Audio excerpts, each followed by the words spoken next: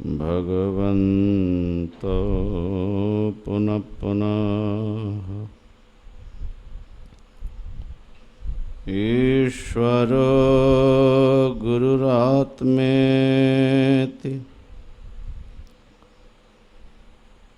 मूर्तिभेद विभागिने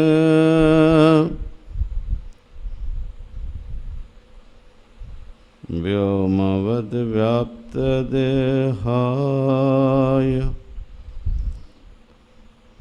दक्षिणामूर्तये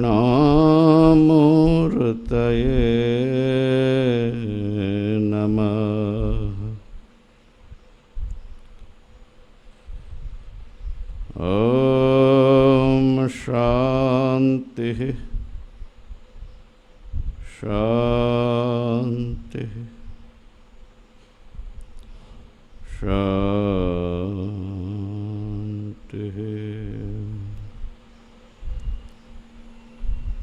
हरि ओम हरि ओम। ओम।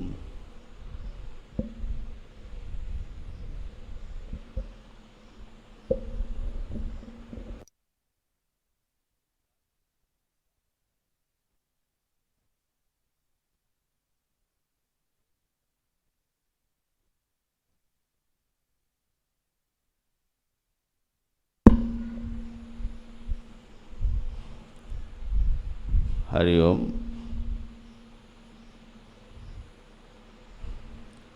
हरि ओम हरि ओम।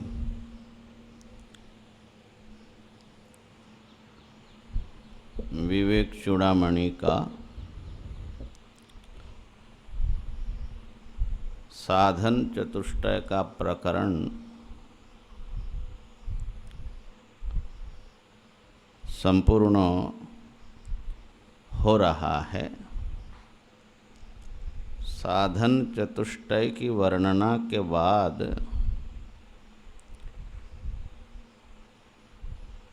भगवान शंकराचार्य जी ने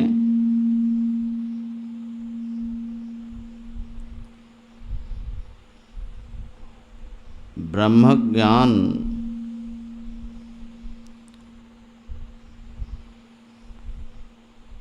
मोक्ष कारण सामग्री, मोक्ष का आवाज तो ठीक था बाबा। हरिओम। मोक्ष का कारण ब्रह्म ज्ञान है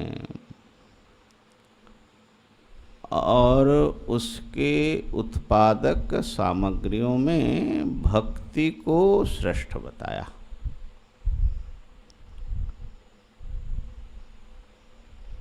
उस प्रसंग को हम लोग कुछ दिनों से समझने की कोशिश कर रहे हैं। पहले श्लोक का उच्चारण कर लें, फिर उस पर विवेचन विचार प्रारंभ करते हैं। मोक्ष कारण सामग्र्यां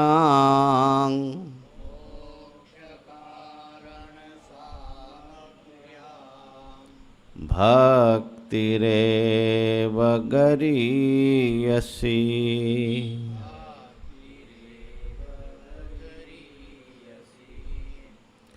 स्वस्वरूपानुसन्धानं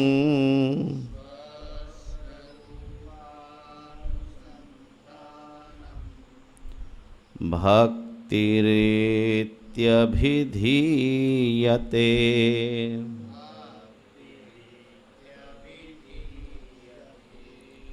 स्वात्मतत्त्वानुसन्धानं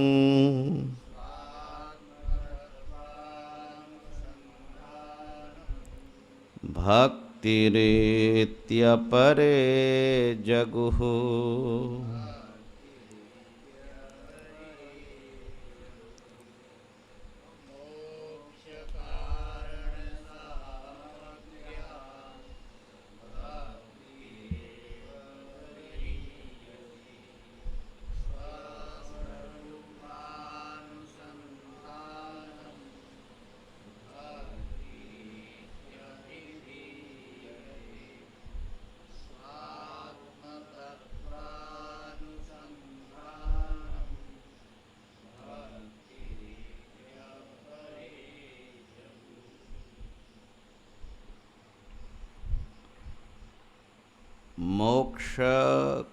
के कारण ब्रह्मज्ञान के उत्पादक सामग्रियों में भक्ति ही श्रेष्ठ है।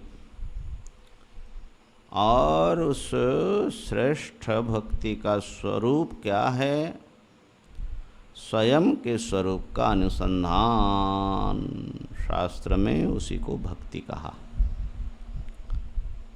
कुछ लोग ऐसा कहते हैं कि स्व के आत्मतत्व अनुसंधान, स्व की आत्मतत्व का अनुसंधान ही भक्ति है।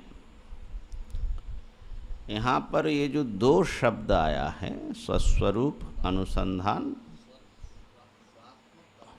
हाँ, और स्वात्म तत्व अनुसंधान, इस पर विचार अभी बाकी है। तो पहली बात तो यह है कि यहाँ पर जिस भक्ति का कथन हुआ, भक्ति को श्रेष्ठ बताया, वो भक्ति वेदांत के जो अध्ययन है, माने श्रवण मनन निधिध्यासन है, उसी का यहाँ पर कथन हुआ है।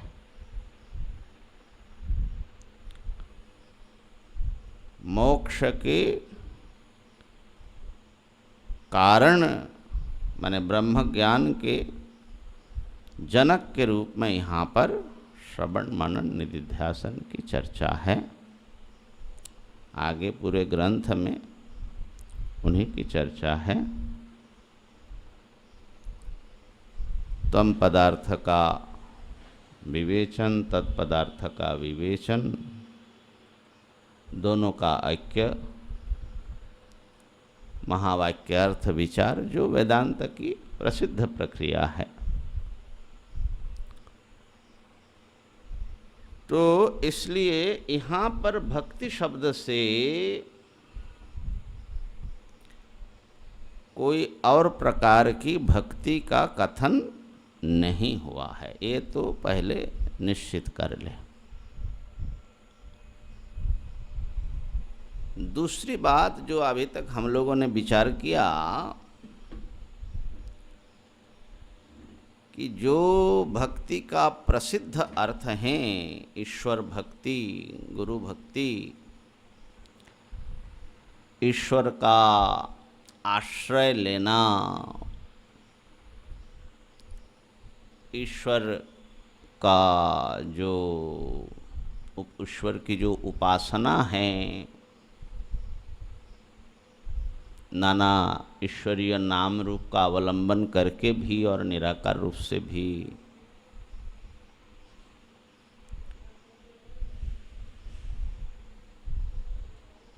और उनसे जो एक विशिष्ट प्रेम का जो संबंध जोड़ना है, भक्ति संप्रदाय में जिसको बहुत महत्व दिया, वो सब जो भक्ति हैं, माने द्वैत भाव से जो भक्ति हैं, उनकी उपयोगिता हमारे वेदांत की साधना में है। ये हम लोगों ने अभी तक विचार किया।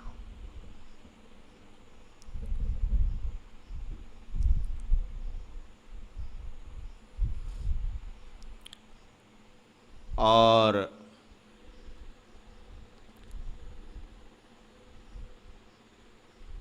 जब कोई चित्त शुद्ध होकर के वेदांत की जिज्ञासा में प्रवृत्त होते हैं, गुरु के पास जाकर जिज्ञासु साधन चतुष्टय संपन्न होकर के, उस समय उनके इस श्रवणादि के साथ ईश्वर आश्रय होना, ईश्वर शरणागत होना, वो बहुत उनकी सहायक बन जाती हैं। और ईश्वर की उपासना भी करे तो कोई उसका बाधा नहीं, उसका सहायक ही होगा। हाँ, जैसे साधन चतुष्टय संपन्न व्यक्ति बीमार पड़ता है तो डॉक्टर के पास जाना तो पड़ेगा ना, उसमें तो कोई बाधा आएगी नहीं। वेदांती होने से और चिकित्सा करने में कोई दिक्कत है? ऐसे ही ईश्वरीय सत्ता का आश्रय लेने से कोई दिक्कत तो नहीं है, बल्कि उनकी बड़ी निश्चिंतता हो जाती है कि हमारा प्रोटेक्ट करने वाली बहुत बड़ी सत्ता है, हम निश्चिंत होकर के उनकी साधना कर सकते हैं।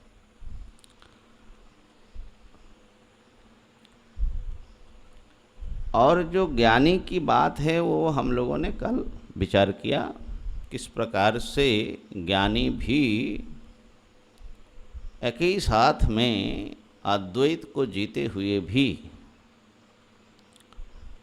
द्वैत भाव से भगवान की भक्ति कर सकते हैं, करते रहते हैं। बाधितानुवृत्ति से वो होता है, सभी महापुरुषों के जीवन में देखा। तीसरी बात ये देखा कि द्वैत भक्ति का आश्रय लेते हुए ईश्वर उनका हाथ पकड़ करके कैसे उनको चरम तत्व तक पहुंचा देते हैं। तो कहने का अर्थ है कि भक्ति के साथ ज्ञान का ऐसा लगता है कि बहुआयामी संबंध है। कोई माने नाना प्रकार से भक्ति कल्याणकारी ही होता है, होती है। एक बात आज विचार आया, सुबह भी थोड़ा हमने अवधेश जी से सोहम से भी बात किया।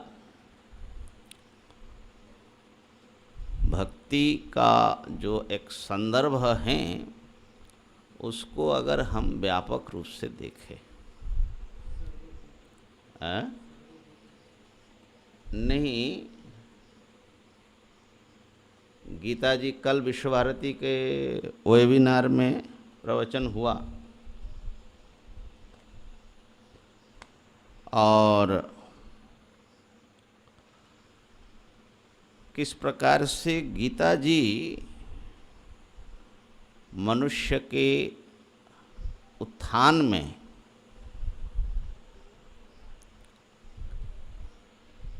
प्रेरित कर सकती हैं, काम आती है, और ख़ास करके 21st सेंचुरी के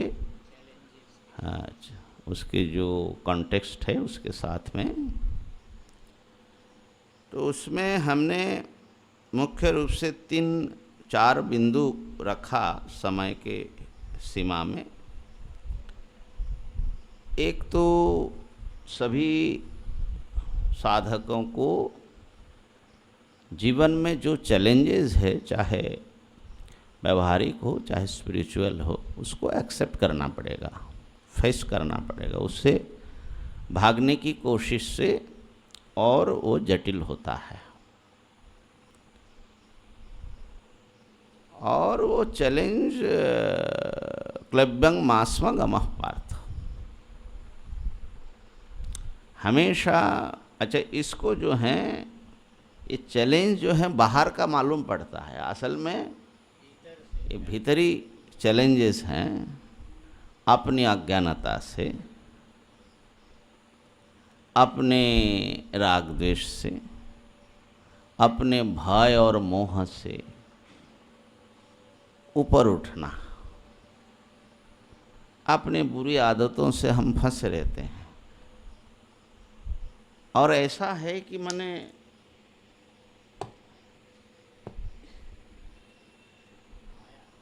हाँ, एक ही है लेकिन वो पागल बन गया। तो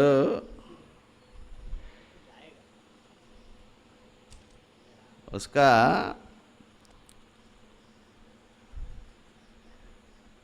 स्वामी विवेकानंद जी ने भी कहा कि ये तो सही है, माने उपनिषद में बार बार अभी भय मत करो, डरो मत, अपने डर के प्रति आत्मसमर्पण मत करो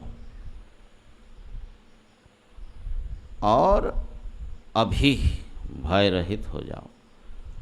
तो कहा कि मानव बड़े कातर कंठ में प्रश्न करता है, क्या हम कमज़ोर नहीं हैं, क्या हम दुर्बल नहीं हैं, क्या हम ये इतने बड़ी संग्राम कर सकते हैं। तो स्वामी जी का कहना है कि मनुष्य दुर्बल है, अज्ञान है, वासना के अधीन है, नाना प्रकार की समस्याओं से घिरा है, लेकिन मैं डरा हुआ हूँ, मैं भयभीत हूँ, मैं दुर्बल हूँ, ऐसा सोचते रहने से उसका समाधान नहीं है। उसका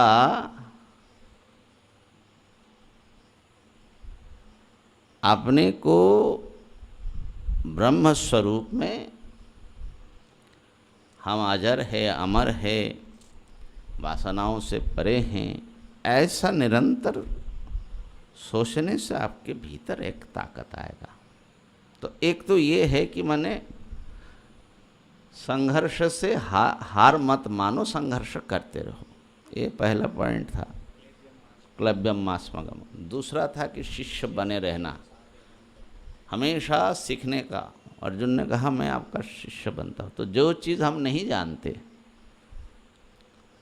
उसको हमेशा सीखते रहना चाहिए। हम लोग अपने सीखने की दरवाज़ा बहुत जल्दी बंद कर देते हैं, नई चीज़ फिर हम लेते नहीं हैं। एक हाँ, न पता नहीं, जानते नहीं, ये बोले तो फिर तो एक्सेप्ट करे तो सीखने का कुछ होता है। वो सोचता है कि हम सब जानते हैं, बस जितना जानते हैं वो बहुत जानते हैं। तो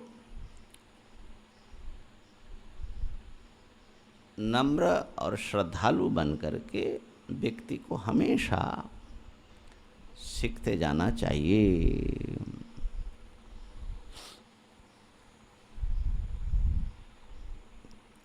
तीसरी बात बताया कि साइंटिफिक टेम्परामेंट की बात।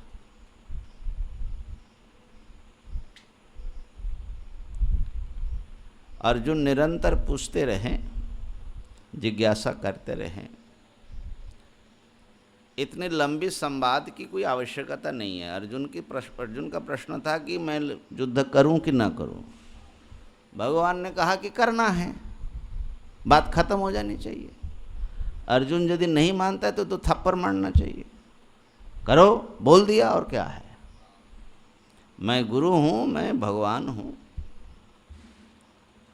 लेकिन आश्चर्य की बात है, भगवान कराना उनसे युद्ध ही है, लेकिन उनको समझा समझा समझा समझा करके अर्जुन पूछता जाता है, भगवान अक्लांत होकर के उत्तर देते रहते है ना, नाना प्रकार से। तो अर्जुन के जो क्वेश्चनिंग टेम्परामेंट है, ये मॉडर्न एक वैल्यू है। पूछो, बिना समझे मत मान लेना, समझ करके मान। विश्वास है, भरोसा, आप जो बोल रहे हैं कि सही है, लेकिन हमको समझ में नहीं आ रहा है। तो श्रद्धालु होने में और जिज्ञासु बनने में कोई विरोध नहीं है। और यहाँ तक कि भगवान की बात देखिए, उन्होंने इतना उसको रेस्पेक्ट दिया अर्जुन को इस मामले में, कहा कि हमने तो ये सब बातें कही आपसे, अब इसको अच्छी तरह विचार कर लीजिए। बिमृश्य तदशेषेण यथेच्छसि तथा। जो तुम्हारी इच्छा है, युद्ध करना है नहीं करना है, तुम करो, तुम निर्णय लो, जो तुम्हारी इच्छा है वही करो। तो निर्णय लेने की जो स्वतंत्रता है, भगवान उसकी ओर से वो मनुष्य को दिया जा रहा है, अर्जुन को दिया जा रहा है। माने हम लोगों को अपने जीवन का निर्णय लेने का अधिकार भगवान ने दिया है। कितनी बड़ी बात है ये, ठीक है ना। और फिर ये भी कहते कि तुमने ध्यान से सुना कि नहीं।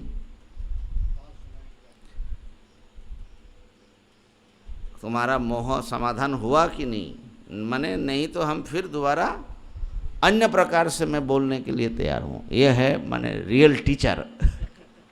ऐसे समझे नहीं तो दूसरे तरीके से समझाऊंगा, लेकिन समझाना है, समझना है। तो मैं समझता हूँ कि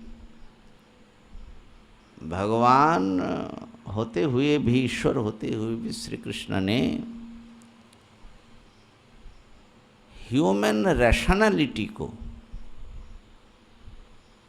मनुष्य के जो तार्किक या बौद्धिक जो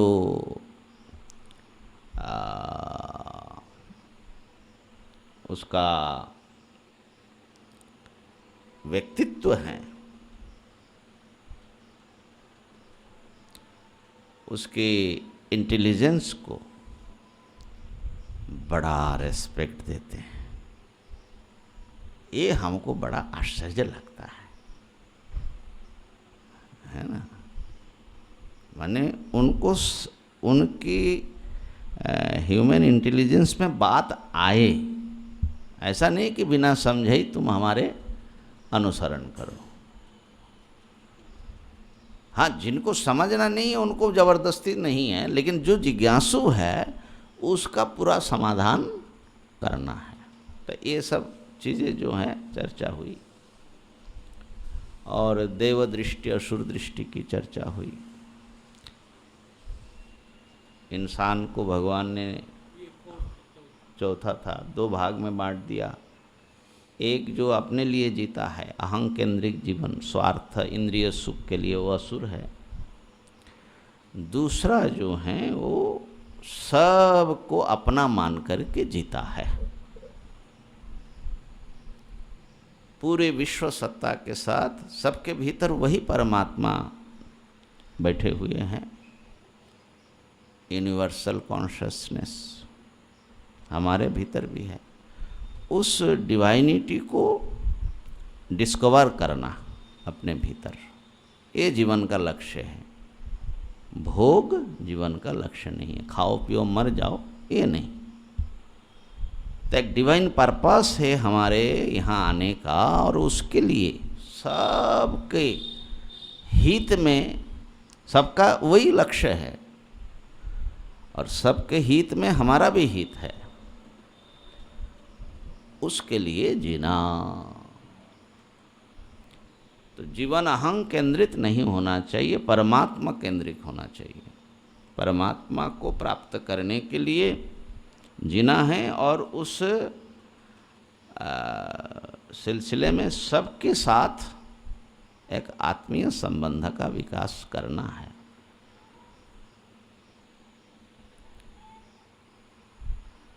ये सब बातें हैं। तो उस विषय में चिंतन चल रहा था। ये एक चीज़ जो भक्ति के संदर्भ में बात समझ में आई, गीता में रिलीजियस डाइवर्सिटी का समर्थन मिलता है। हाँ, माने भक्ति के नाना रूप है, ये तो रिलीजियन है, और क्या है। सारे संसार में सब एक ही तरीके से भगवान को नहीं भजते, नहीं मानते। और गीता जी में तो डाइवर्सिटी का एक बहुत बड़ा जो है प्रेक्षापट प्रस्तुत किया। लोग किस किस प्रकार के भक्ति करते हैं। खास करके 7वें और 9वें अध्याय में आप देखेंगे तो वहाँ पर ये बात आ रही है, यान्ति देवव्रता देवान् पितॄन् यान्ति पितृव्रता भूतानि यान्ति भूतेज्या यान्ति मद्याजिनोऽपि माम्। कुछ लोग देवताओं का भजन करते हैं, नाना प्रकार के देवता हैं, इंद्र, चंद्र, सूर्य आदि, आदित्य आदि। तो वे लोग देवता को प्राप्त करते हैं। कुछ लोग पितरों का पूजन करते हैं, अपने पूर्वज, अपने पूर्व पुरुष, पितृपुरुष, उनकी भक्ति करते हैं। तो पितृन यान्ति पितृव्रता। कुछ लोग भूतों का पूजन करते हैं। अब ये भूत जो हैं, माने तांत्रिकों का भूत हो जो गए हुए, या भूत जो हैं ये कुत्ता हो, गधा हो, पक्षी हो, हाथी हो। पुराने ज़माने में नाना प्रकार टोटेम होते थे। कोई नाग की पूजा करते हैं, कोई गरुड़ की पूजा करते हैं। हाँ, मुख्य रूप से नहीं होता, लेकिन है उसका। हाँ, लेकिन वो माने उनको उपास्य प्रायः नहीं माना जाता इस अर्थ में। तो भूतानि यान्ति भूतेज्या। हम बांकुड़ा में देखे क्या हाथी घोड़ा उड़ा क्या बना करके अभी भी पूछते हैं क्या उसका सन्यासी बाबा कौन आए थे, है ना, अभी भी होता है उनके लिए हाथी। ऐसे न घोड़ा, क्या घोड़ा देते हैं, क्या है पता नहीं। तो किसके नाग कन्या, क्यों जो अपने कहाँ करणी माता में चूहों की बड़ी पूजा होती है ना। अरे बाप रे बाप, तो हम तो गए नहीं, लेकिन उसमें टीवी में देखने से ही बड़ी शरीर। तो चूहों की, मूषिकों की पूजा होती है। तो ठीक है, भूतानि यान्ति भूतेज्या, और मेरे भक्त मुझे प्राप्त करते हैं। माने पूजा के बहुत प्रकार, नाना प्रकार की उपासना है। उसमें सात्विक, राजसिक, तामसिक 17वें अध्याय में जा कर के वो भी कहा। तो पहली बात ये है कि सबको उन्होंने किसी को गलत नहीं कहा, यही कहा कि नाना प्रकार के पूजाएं होती हैं। और इतना कहा साथ में, जो जो यांग यांग तनु भक्तः श्रद्धयार्चितुमिच्छति तस्य तस्य अचलांग श्रद्धांग तामेव विदधाम्यहम्। भक्त जिस जिस देव स्वरूप को, तनु को, जिस जिस विग्रह की पूजा वो करना चाहता है श्रद्धापूर्वक, उसकी उसी में मैं श्रद्धा अचल कर देता हूँ। माने उसकी श्रद्धा उसी में पक्का कर देते भगवान। ऐसा क्यों करते हैं भाई? भगवान को चाहिए कि उनको वहाँ से श्रद्धा हटा करके जो उत्कृष्ट हैं उसमें लगाते, लेकिन ऐसा नहीं करते। ये समझने की बात है। तो पहली बात तो ये हो गई कि रिलीजियस डाइवर्सिटी है। दूसरी बात ये होगी कि वो सब जो हैं सफल माना भगवान ने सबको, क्योंकि वही फल देते हैं। उनकी श्रद्धा उसमें स्थिर कर देते हैं, और उस श्रद्धा, स्थिर श्रद्धा से वो उसकी पूजा करते हैं, और वो जो उससे फल चाहते हैं, भगवान कहते कि मयैव विहितान हितान, वो फल जो हैं मेरे द्वारा ही लभते च ततः कामान मयैव विहितान हितान। तो इसका अर्थ है कि भगवान उनकी उपासना को सफल बनाते हैं। ये एक बड़ी विशेष है। तो इसका मतलब है कि भगवान का समर्थन है। अच्छा, लेकिन तीसरी जो बात समझने की है, क्या सब धर्म समान हैं? माने सब, कोई किसी भी धर्म, माने यहाँ पर भक्ति अर्थ में उपासना पद्धति, पूजा पद्धति, क्या गीता का मत है कि सर्वधर्म समभाव, सब प्रकार के भक्तियों को सफल बताया, उसमें भगवान की बड़ी सहानुभूति है, उसकी श्रद्धा उसमें स्थिर करते हैं, ये सब बताया। लेकिन क्या सब बराबर के हैं?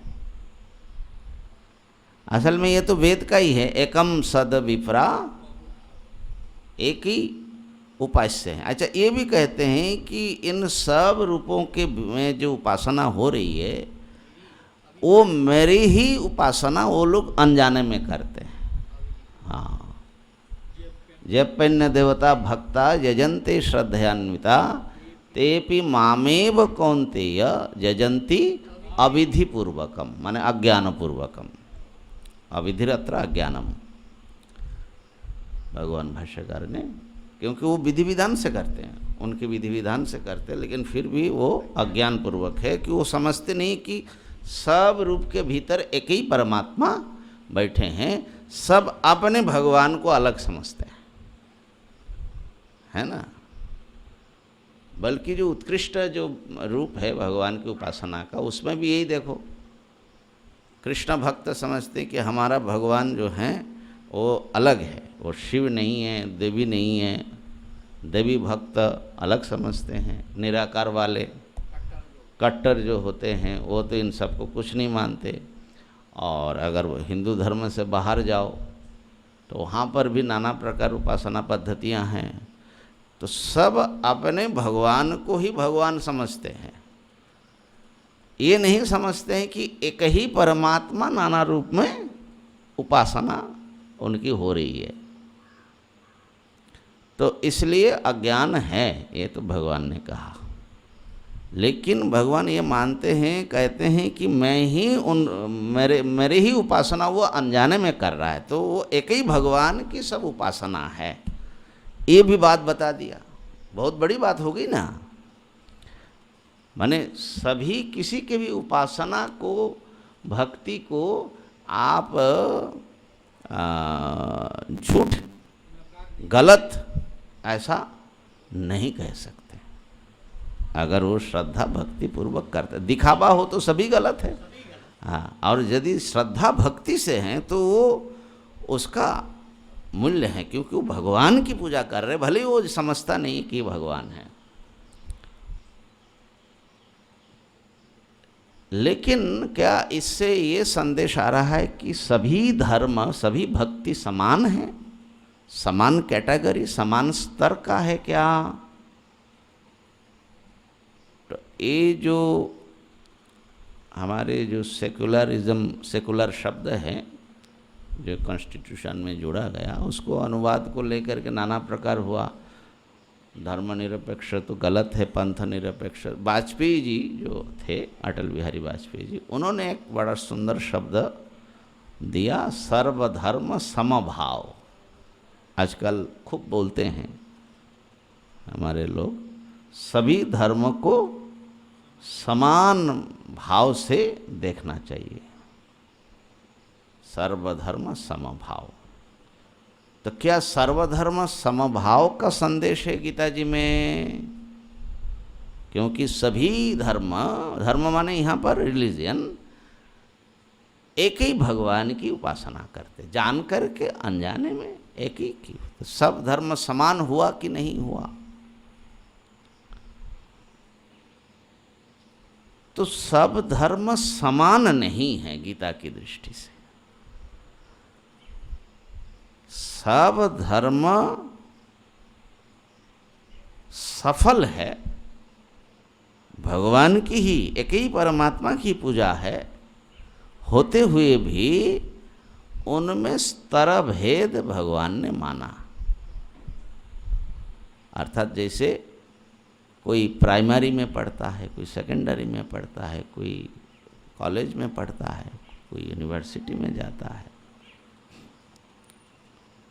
पढ़ सब रहे हैं और सबको पढ़ना ज़रूरी भी है, लेकिन सब बराबर नहीं है, ये बात भगवान ने कहा। तो मैं समझता हूँ कि सर्वधर्म सद्भाव होना चाहिए। किसी भी रिलीजियस ग्रुप से हमको परेशानी नहीं होनी चाहिए, ना उनको परेशानी होना चाहिए। सबको अपनी श्रद्धा, अपनी भक्ति के अनुसार उपासना का अधिकार मिलना चाहिए। हाँ, ये अधिकार नहीं मिलना चाहिए कि वो किसी और के विश्वास पर आघात करे, इतना खाली प्रोटेक्शन चाहिए। समभाव माने सभी धर्म सार्थक है। सद्भाव, हम बोल रहे सद्भाव, समभाव नहीं। सम का अर्थ अगर सद्भाव लेते हो तो ठीक है, सबको वेलकम करना चाहिए, सबका जो है प्रोटेक्शन मिलना चाहिए, सबको फलने फूलने का मौका मिलना चाहिए, रेस्पेक्ट होना चाहिए, सर्वधर्म सद्भाव। लेकिन सर्वधर्म एक समान नहीं है, ये ध्यान देने की है। क्यों एक समान नहीं है? भगवान कह रहे हैं कि उनके जो हैं जानती देवव्रता देवान, उनका फल अलग होता है। पितृन जानती पितृव्रता, जो जैसा पूजा करता है उसके अनुरूप उसको फल मिलता है। और सात्विक, राजसिक, तामसिक व्यक्ति के प्रकृति भेद से भी उनकी पूजा पद्धति भेद है। एक देवता के भी फल कामना भेद से है ना। तो माने अधिकारी भेद यहाँ पर स्वीकार किया गया, और सब अधिकारी एक नहीं है। जैसे कुछ लोग मानते हैं कि सबको एक ही प्रकार की भक्ति करनी चाहिए, हमारे यहाँ ऐसा नहीं है। अधिकारी भेद है, जिसको जितना समझ है, जिसको जिस प्रकार का संस्कार है, उसको उसके अनुरूप उपासना करने का अधिकार है। लेकिन इसका अर्थ ये नहीं है कि ये सब के सब समान है।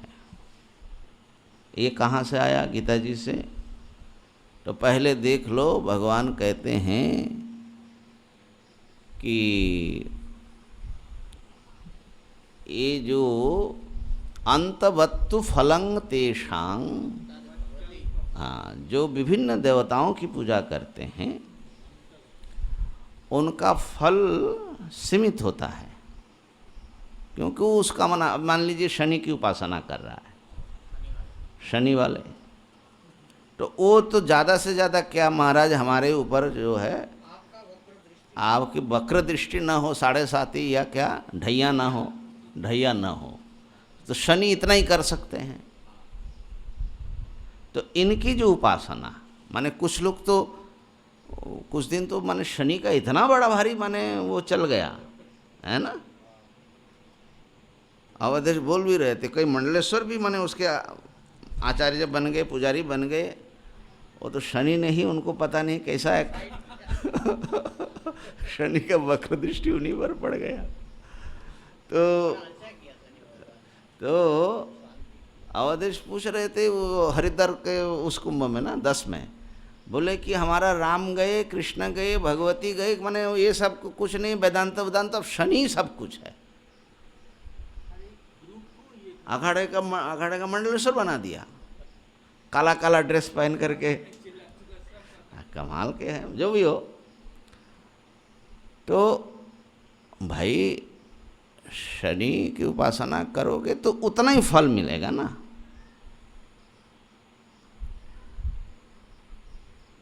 तो कौन से माने तो आपका उपास्य का कॉन्सेप्ट क्या है, आपकी आकांक्षा क्या है, ये सब यहाँ मैटर करता है। आपके समझ कितना है, आपकी जो है चरित्र कैसा है, ये सब मैटर करता है।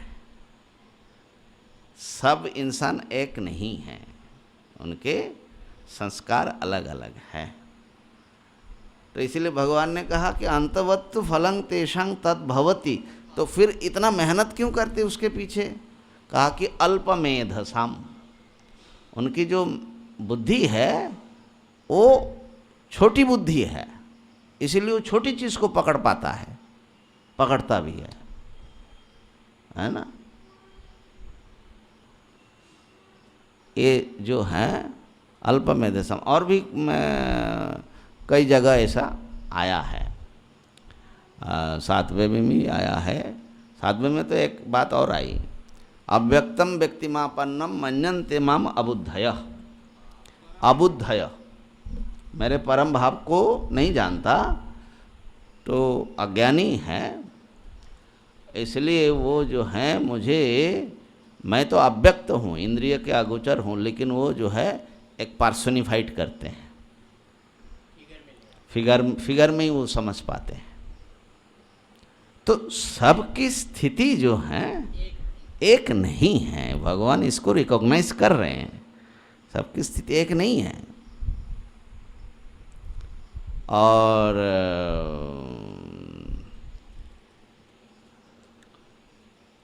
तो कहने का अर्थ ये है कि ये स्तरभेद जो है मानना पड़ेगा। इसलिए विभूति योग में उन्होंने पिटारा खोल दिया कि देखो मैं शेर भी हूँ, कोई शेर की पूजा करता है तो ठीक है, मेरी पूजा करे। सब में विभूति में, सब में परमात्मा का अनुसंधान तो है ही ना।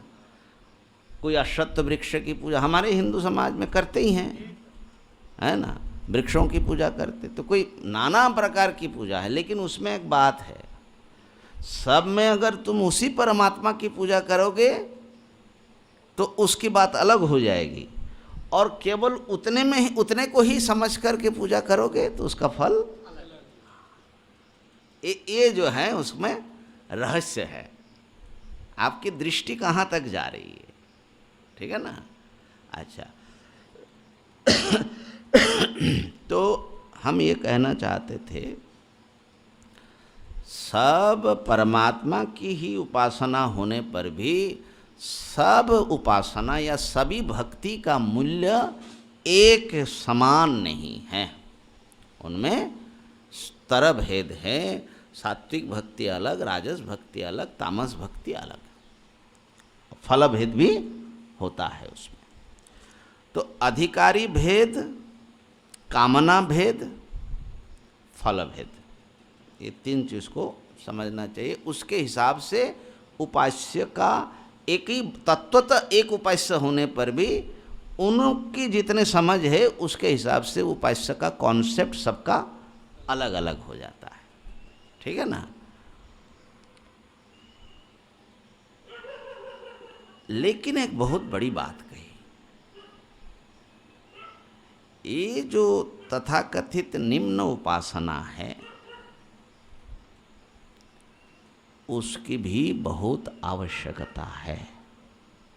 अगर नहीं होता तो भगवान उनमें उसकी श्रद्धा क्यों मजबूत कर देते, और ऐसा मजबूत करते हैं कि आप कितनी भी निंदा करो लेकिन वो कष्ट पाते हैं, वो अपनी बात कह नहीं पाते, लेकिन वो छोड़ता नहीं, उसी को पकड़े रखता है। बड़ी विचित्र बात है ना। आप कितना खंडन मंडन कर लीजिए, लेकिन वो अपनी उपासना, दो चार होंगे जो प्रभावित होकर के हो सकता छोड़ दे, लेकिन वही पकड़ते हैं। अब कब से कृष्ण भक्त लोग हमारे शैवों की बड़ी भारी जो है शिव जो है तामस देवता, ये कह रहे कोई शिव पूजा कम हुई क्या ये राम पूजा कम हुई। तो ऐसा सब जो है, सब अपने अपनी उपास्य की बढ़ाई, दूसरे की निंदा, सब तो नहीं करते लेकिन बहुत लोग करते हैं। लेकिन फिर भी सब, क्योंकि तुम भले कितना खंडन कर लो, भगवान ने उसकी श्रद्धा उसमें मजबूत बना दिया है, तो भगवान के सामने तुम्हारा क्या चलेगा है ना। तो लेकिन भगवान करते क्यों है ऐसा, उसका वहाँ पर गीता जी में एक बड़ी विचित्र बात कही कि प्रकृत्या नियता स्वया, कांक्षंत करुणाम सिद्धिम जजंत यह देवता, नहीं क्या है,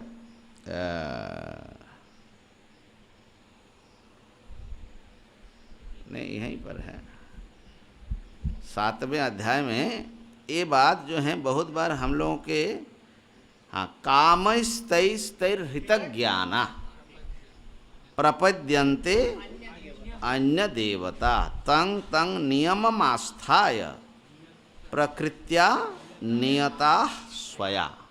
ये ध्यान देने की है। एक तो वो अंतर्यामी जो मैं हूँ सब में विद्यमान, उसकी उपासना उस रूप में न करके वो छोटे छोटे देव विग्रहों की उपासना करता है। ऐसा क्यों करता है? कामई ही कि इनकी पूजा करने से ये मिल जाएगा, है ना। अब बंगाल में तो ऐसा अपने लोकनाथ जी की पूजा चालू हो गई, रणे बने जले जंगले जेखाने विपदे पड़िबे आमार शरण करिबे आमी रक्षा करिब। बड़ा भारी भाई, अरे माने आप माने 20-25 साल पहले भी क्यों नहीं था कुछ, एक पता नहीं, वो बड़ा भारी माने वो प्रोपागंडा भी होता है, फिल्म बन जाता है, ये बन जाता, जैसे साईं बाबा का चला ना, पूरा इंटरनेशनल एक वो चल गया। तो अब सीधे साधे भोली भाली जनता उसमें पढ़ते हैं। अब भाई क्यों पढ़ते हैं? एक तो काम ही वो जो उसमें जो बात उसको कहा जाता है उसमें वो बड़ा प्रभावित होता है कि इनसे ये मिलेगा। स्थैर स्थैर हृतक ज्ञाना, उससे जो है काम माने क्या है, पुत्र पशु स्वर्ग आदि विषय। हृतक ज्ञाना माने अपहृत विवेक विज्ञाना, वो जो है अन्य देवता का भजन करते हैं, माने वासुदेव जो आत्मा है सर्वात्मा, उनसे अन्य देवता का भजन करते हैं। और भजन कैसे करते हैं? तंग तंग नियममास्थाय, उनके अपने बले यहाँ करने से क्या, संतोषी माँ का गुरुवार को नमक नहीं खाना ऐसा कुछ है ना शुक्रवार को बड़ी निष्ठा से महाराज माताएं जो है खास करके, है ना। तो तंग तंग नियममास्थाय, संतोषी माँ भी ऐसे ही हवा में आई और भक्त के मन में स्थान पा लिया। माने हम अपने जीवन काल में इतने सब देख रहे हैं, क्या कहे। तो लेकिन हम कितने भी हंसते रहे कहते रहे, भक्त जो है तंग तंग नियम आस्थाय, महाराज उन नियमों जो देवताराधन है प्रसिद्ध, उसको जो है आश्रय लेकर के वो जो है भजन करते हैं। क्यों करते हैं? स्वया प्रकृत्या नियताः, उसके जो स्वयं की प्रकृति है, स्वभाव है, उससे वो बंध करके वो काम करते हैं। उनका जो स्वभाव है, प्रकृत्या माने स्वभाव है न, जन्मांतरार्जित संस्कार विशेषेण नियता नियमिता। हम भी सुने, आप भी सुने, आप तो उसमें नहीं बहे, हम तो इधर आ गए वेदांत में। हमारा स्वभाव अलग है, हम पहले से कमा करके कुछ आ रहे हैं ना। तो सबका स्वभाव अलग अलग है ना। तो ये जो है स्वभाव से हम बंधे होते हैं, बल्कि स्वभाव से तो ज्ञानी भी बोलते भगवान की, ज्ञानी भी, हाँ माने क्या है,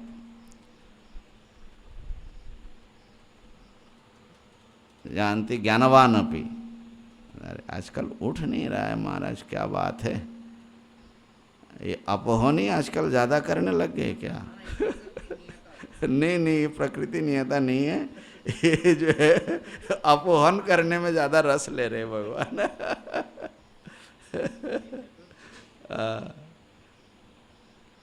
तो चतुर्थ नहीं, तीसरे में ना, सदृशम चेष्टते स्वस्या प्रकृतिर ज्ञानवान अपि प्रकृतिं यान्ति भूतानि निग्रह किं कर। तो कहने का अर्थ है, ये जो मैं जिस बात को कहना चाह रहा था, तो प्रत्येक व्यक्ति का एक स्वभाव जो जन्म से वो ले आता है, वो स्वभाव उसका जन्मांतर से तर में अर्जित जो संस्कार है उस, हाँ हाँ हाँ, वहाँ पर भी हाँ। और इस बात को 17वें अध्याय में, सप्तदश अध्याय में भी उन्होंने ये कहा कि सत्वानुरूपा सर्वस्य श्रद्धा भावती भारत, है ना। तो किसकी किस में श्रद्धा होगी, वो एक प्रकार से वो जन्म से ही वो ले आते हैं। और अगर उसकी विवेक शक्ति उतने तगड़ी नहीं है, उसका अध्ययन या बड़े बड़े महापुरुषों का संग नहीं है, तो स्वाभाविक एक प्राकृतिक जो वेग है उसमें वो, हाँ, उससे उसमें पकड़ते हैं, ये चलता है।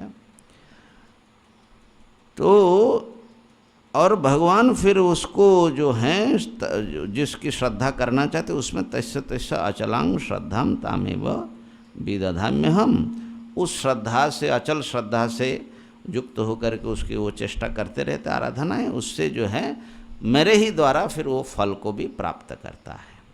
यहाँ पर हम ये कहना चाह रहे थे कि ऐसे स्वभाव वाले जो व्यक्ति है उनको आप बड़ी कोई आइडिया समझाना भी चाहे, समझ नहीं पाएगा। जिसमें उसकी श्रद्धा है उसमें तो आपने उसको छुड़ा लिया, जो कोई बड़ी चीज़ अगर आप पकड़वाना चाहते हैं वो पकड़ नहीं पाया, तो बुद्धि भेद होगा कि नहीं, उसका कल्याण होगा क्या। हाँ, तो जो छोटा बच्चा है उसको अ आ सिखाना है, वो आपने सिखाया नहीं, आप एकदम एमए क्लास का चीज़ ला करके उनको समझाना चाह रहे हैं, तो उसका कल्याण होगा क्या, नहीं होगा। तो निम्न स्तर की उपासना निम्न अधिकारी के लिए बहुत आवश्यक है।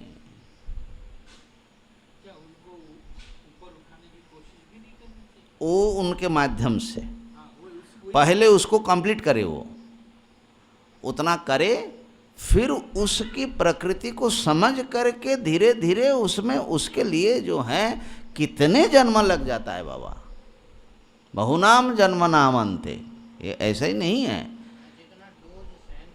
हाँ, ये जो इंसान की जो एक इवोल्यूशन माने स्पिरिचुअल इवोल्यूशन है, ये अनेक जन्मों की भाई साधना है। तो इस बात को प्रायः हम लोग नज़रअंदाज करते हैं। सब कोई वेदांती बनाना है, अरे भाई जबरदस्ती कहाँ बना पाओगे। एक माता जी ने हमको, बड़ी अच्छे वेदांती हैं, पंचदशी बहुत अच्छा अध्ययन किया और उसमें आस्था भी है, तो बता रही थी कि स्वामी जी हमको बचपन से ही माता जी ने राम का भक्ति सिखाया, राम जी का, और जो है शायद राम जी को भाई मानते हैं ऐसा कुछ, और उसमें उनका बड़ा माने दिल लगता है, और वेदांत में भी। तो बोले कि उनके जो गुरु जी थे वो भक्ति को उतना महत्व नहीं देते थे, तो वो दुखी होती थी। तो बोले गुरु जी से हम लड़ते थे, तो आज भी बोलते हैं कि राम भक्ति जो है हमारे साथ में है, वेदांत से उनका कोई विरोध नहीं है। तो मेरे कहने का मतलब ये है कि ये जो हम लोगों की जो भक्ति वाला एक चीज़ भीतर पड़ा हुआ है, इसको सही ढंग से विकसित करना, परिष्कृत करना और उसको ले जा कर के अंततः वेदांत की परम भक्ति में मिलाना, ये काम है। ये कोई जबरदस्ती हड़बड़ी कुछ होने वाली चीज़ नहीं है। तो सब एक ही स्तर की उपासना नहीं है, लेकिन सब लोग एक ही उपासना करने में समर्थ भी नहीं है, उच्च उपासना करने में समर्थ भी नहीं है। अब एकाएक आप दहर उपासना का उपदेश कर दोगे या शांडिल्य विद्या का, कहाँ ले पाएगा वो, तो बिना प्रतीक का कैसे करेंगे वो, समझ ही नहीं आएगा। तो इसलिए उच्च उपासना कोई ज़रूरी नहीं कि उच्च उपासना सबके लिए उपयोगी हो जाए, नहीं, वो होगा ही नहीं, फल क्या मिलेगा ना, ना इतो नष्ट ततो भ्रष्ट। इसी बात को समझते हुए हमारे वेदों में, गीता जी में महापुरुषों ने रिलीजियस डाइवर्सिटी, जिस बात को मैं कहना चाह रहा था, उसको बड़े गहराई से उन्होंने एक्सेप्ट किया कि भाई जिसकी जैसी प्रकृति वहाँ से फिर उसको ऊपर उठाने की कोशिश किया जाए, उसमें पहले उनकी श्रद्धा लगाया जाए। जो जो जांग जांग तनु तस्य तस्य चलम श्रद्धाम तामेव विदधाम्यहम्। अच्छा, तो मेरा यहाँ इतना ही निवेदन था कि जो भक्ति है, भक्ति बहुत आवश्यक है, और यदि उस उपासना का एक परिष्कृत रूप, उच्चतर रूप सामने आता है, तो वो फिर वेदांत की साधना के साथ जुड़ जाता है, समन्वय हो जाता है, उसमें कोई दिक्कत नहीं आती। एक चीज़ यहाँ पर और बता दे कि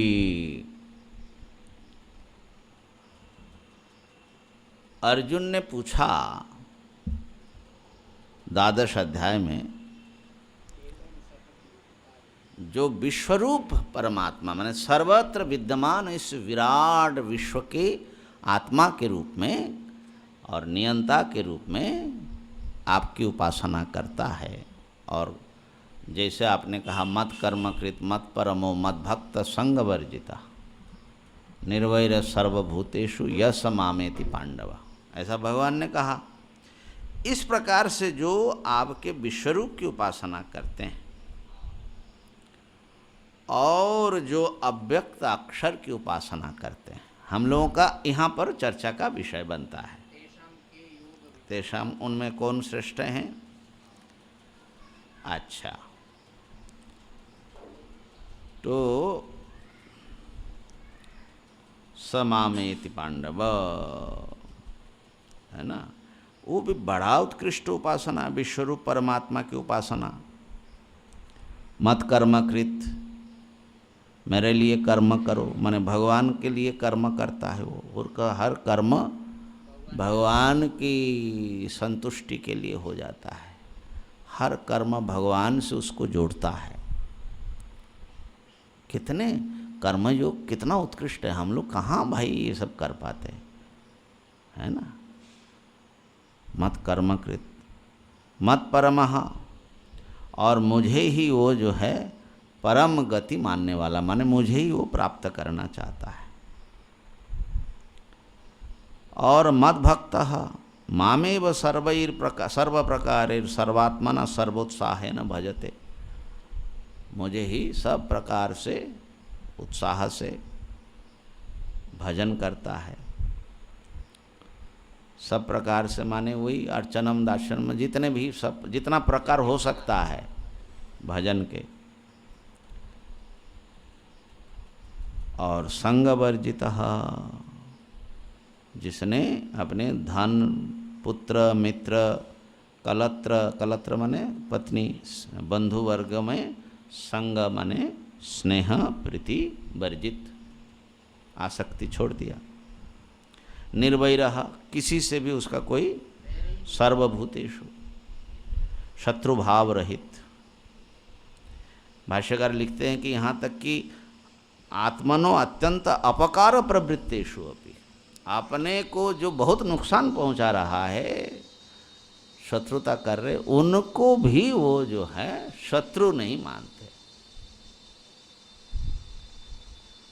ऐसा जो मेरा भक्त है स मामेति,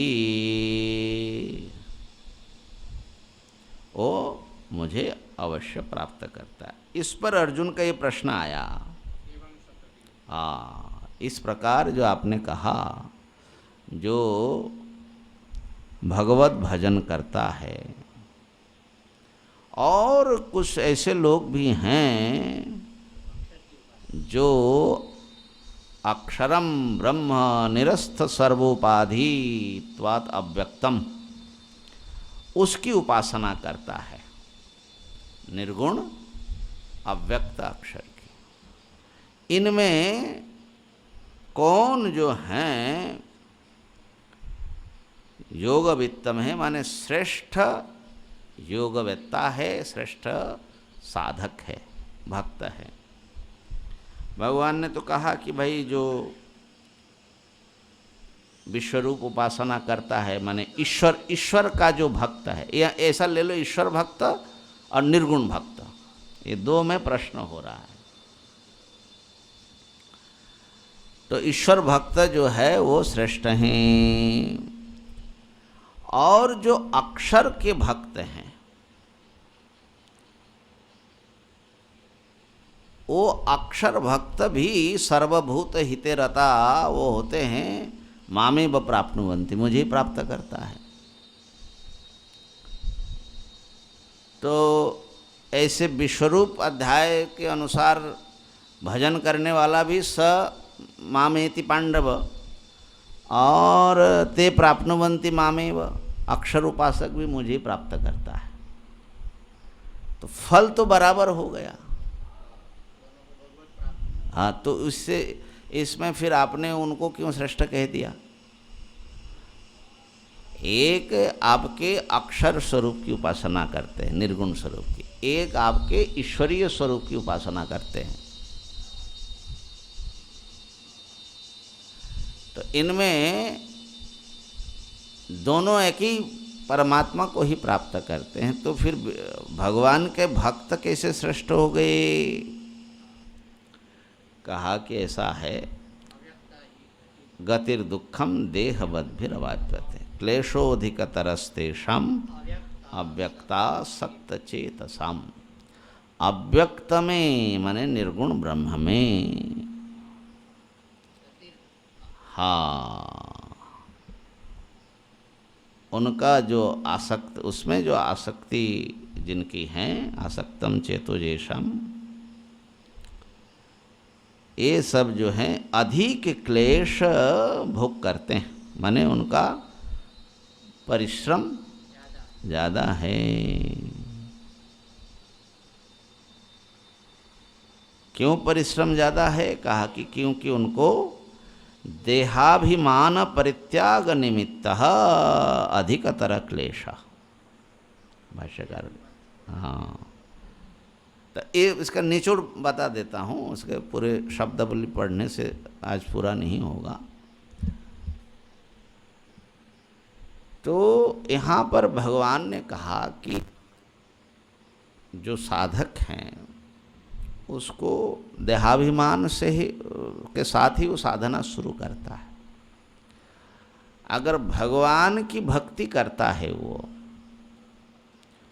तो देहाभिमान को तत्काल उसको छोड़ने की आवश्यकता नहीं है। इसके द्वारा जो कर्म होता है वो भी भगवान की सेवा हो जाएगी, उनका चिंतन भी भगवान की सेवा हो जाएगी। सब इसी देह के द्वारा वो जो हैं भगवान की भक्ति कर सकता है। वो भी आसान नहीं है, क्लेश उसमें भी है, क्योंकि संसार से मन को हटाना, ये जो हाँ, ये अभी कहा ना कि हाँ, माने संगवर्जित निर्वैर सर्वभूतेषु, तो इतना सब करना कोई कम बात है क्या? ये सब डेवलप करना, तो क्लेश तो उसको भी बहुत है, लेकिन उसको देहाभिमान को अभी परित्याग करने की ज़रूरत नहीं है। लेकिन जो निर्गुण उपासना करता है, निर्गुण समस्त निरुपाधिक परमात्मा का चिंतन करता है, तो उसको तो ये देह मैं नहीं हूँ यहीं से शुरू करना होता है महाराज। ये जो हैं उसके लिए एक्स्ट्रा, और जो कुछ कर्म भी शुद्ध करना है वो सब तो है, लेकिन ये जो देह छोड़ना है ना, ये बहुत बड़ा मेहनत है। तो इसलिए अव्यक्त में जिनकी आसक्ति है, आसक्ति माने भक्ति हुआ, देखो निर्गुण भक्ति, लेकिन उनका ये जो हैं अव्यक्ता ही गतिर दुखम देहवद्भिरवाप्यते, बड़े कष्ट से वो जो है अव्यक्त गति को प्राप्त करता है, क्योंकि देहाभिमान त्याग निमित्त। तो कहने का अर्थ ये है कि ईश्वर भक्ति को भगवान ने आसान माना, ठीक है ना।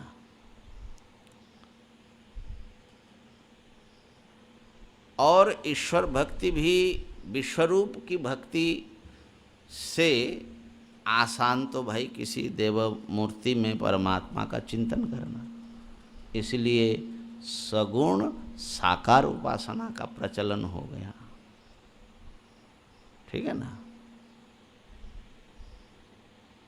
तो भगवान को आप सगुण साकार के रूप में पूजन कर सकते हैं, सगुण निराकार के रूप में पूजन कर सकते हैं, और निर्गुण निराकार के रूप में पूजन कर सकते हैं, भक्ति कर सकते हैं। एक चीज़ हम यहाँ बतलाना चाह रहे थे कि यहाँ पढ़ने से लगता है कि अव्यक्त उपासना को भगवान ने एक प्रकार से थोड़ा महत्व जो है यहाँ कम दिया, लेकिन पूरे गीता जी के कॉन्टेक्स्ट में देखेंगे, 9वें अध्याय में भगवान कहते हैं अव्यक्तम व्यक्तिमापन्नम मन्यन्ते माम अबुद्धय, ये 7वें में है ना। हाँ, जो समझदार नहीं है वो जो हैं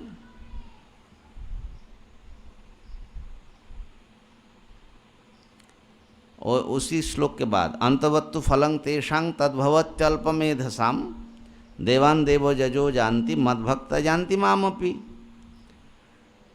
तो यद्यपि आयास मेहनत तो समान है, लेकिन वो जो है अंत फल को प्राप्त करता है, और मेरा भक्त तो अनंत फल प्राप्त करता है उतना ही मेहनत से।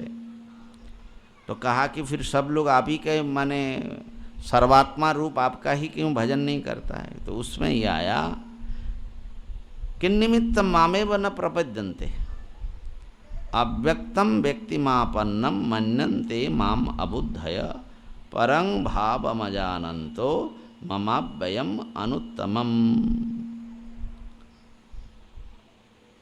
जो अव्यक्त हैं, मैं अव्यक्त हूँ, अव्यक्तम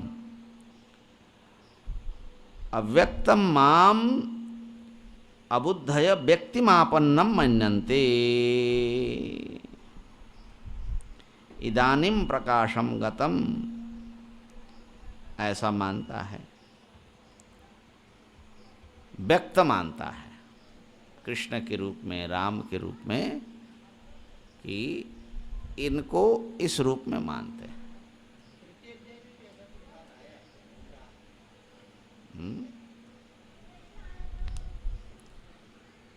तो इसका अर्थ मैं ये समझ, परम भाव मजानंतो मम अव्ययम अनुत्तमम, जो निरतिशय भगवान का स्वरूप है, निरुपाधिक स्वरूप है, अव्यक्त स्वरूप, उसको वो जानता नहीं, समझता नहीं है, इसलिए वो व्यक्तिमापन्नम मन्यन्ते।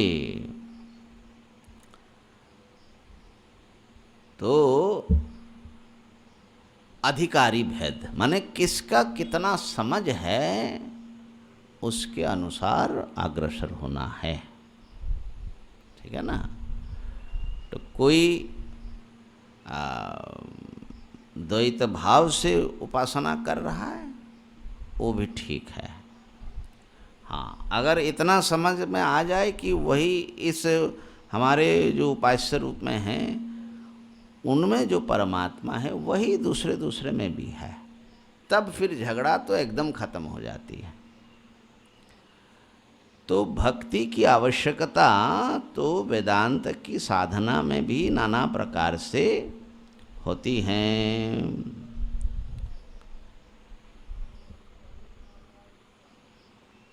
अब यहाँ पर हम जो विचार कर रहे थे, मूल श्लोक का जो स्वरूप है, सस्वरूप अनुसंधानम भक्तिरित्य अभिधीयते। उपासना रूप जो भक्ति है वो साथ में रहे, कोई बात नहीं। अच्छा, एक चीज़ और है कि मेरे ख्याल से जैसे जैसे आप परिपक्व होते जाते हैं और ख़ास करके वेदांत की साधना से जुड़ते हैं, तो आपकी भक्ति, आपकी उपासना उस बाहर बाह्य तो उस रूप में रहते हुए भी उसका स्वरूप परिवर्तित होता जाता है और एक समय वो जो है अपने आप छूट जाता है, अपने आप वो, हाँ, क्योंकि वो जो है उनके श्वास प्रश्वास के जैसा हो जाता है, परमात्मा का जो वो है। तो इसलिए उत्तमो ब्रह्म सद्भाव ध्यान भावस्तु मध्यम स्तुतिर्जपो धमो भाव बाह्य पूजा धमाधमा। हाँ, उत्तमो ब्रह्म सद्भाव, ब्रह्म को अपने आत्मा के रूप में प्राप्त करना वो तो सर्वोत्तम है। लेकिन आप ऐसा नहीं है तो ध्यान लगाया कि अहम ब्रह्मास्मि, ध्यान भावस्तु मध्यम, वो भी नहीं है तो स्तुतिर जपो, स्तुति करो, जप करो। हाँ, वो जो है अधम भाव है, माने और निम्न स्तर के हैं। और उसमें भी नहीं हो पा रहा है तो बाह्य पूजा में लगाओ, वो अधम से भी अधम है, माने वो प्राथमिक है, प्राथमिक है, उसमें मन लगता है। धमाधम करने से थोड़ा मन वहाँ पर लगा रहता है, तो धीरे धीरे ना अधमा अधमा तो है, लेकिन वो धमाधम भी होता है। अधमाधम होने से उसमें आडंबर होगा ना तो इसलिए खूब आनंद करिए, है ना। लेकिन धीरे, असली चीज़ जो है भगवान की भक्ति तो अपने हृदय में उनका जो स्मरण है या उनकी जो सन्निधि है वो है, तो वो तो अपने उपासना के क्रम में परिपक्व होते होते व्यक्ति वहाँ पहुँच जाता है। तो इस प्रकार से भक्ति की सार्थकता हमारे आध्यात्मिक जीवन में है। और वेदांत के जो साधक हैं वो अगर उनके भक्ति भाव डेवलप्ड नहीं है तो मुझे संदेह है कि उनकी साधना कहाँ तक कैसे पहुँचेगी, भगवान उनको कैसे ले जाएंगे। भगवान के पास तो सब रास्ते हैं भाई, लेकिन है कठिन बड़ा। भगवान का आश्रय छूट जाने से वेदांत की साधना बड़ी शुष्क और एक बौद्धिक व्यायाम न बन जाए, ये ख्याल रखने की चीज़ है। तो कल प्रतिपदा है ना, तो कल जो आज अमावस्या तिथि है, कल जो है प्रतिपदा, वैसे तो द्वितीय प्रतिपदा क्षय है, लेकिन कल अनध्याय रहेगा। तो कल जो है तो परसों से फिर ये होगा। और इसमें हमको अब ये देखना है स्वस्वरूप अनुसंधान रूप जो भक्ति है या सात्म तत्वानुसंधान रूप जो भक्ति है, उस भक्ति के स्वरूप को, माने वेदांत की जो मुख्य साधना है, उस मुख्य साधना के स्वरूप को संक्षेप में समझना है। और उसमें भक्ति के एलिमेंट्स है कि नहीं, माने एक तो द्वैत भक्ति की तो सार्थकता है वो बताया, लेकिन जब आप अद्वैत की साधना कर रहे हैं उसको भक्ति कहा, सस्वरूप अनुसंधान को भक्ति कहा। लेकिन भक्ति शब्द का प्रयोग करने के पीछे भी आचार्य का कोई अभिप्राय होगा कि नहीं होगा, तो उसको भी हम समझने की कोशिश करेंगे। परसों क्लास होगा। ओम पूर्णमदः पूर्णमिदं पूर्णात् पूर्णमुदच्यते पूर्णस्य पूर्णमादाय पूर्णमेवावशिष्यते। ओम शांति शांति शांति। शंकरं शंकराचार्यं केशवं वादरायणं सूत्रभाष्यकृतौ वन्दे भगवन्तौ पुनः पुनः। ईश्वरो गुरुरात्मेति मूर्तिभेदविभागिने व्योमवद्व्याप्तदेहाय दक्षिणामूर्तये नमः। ओम।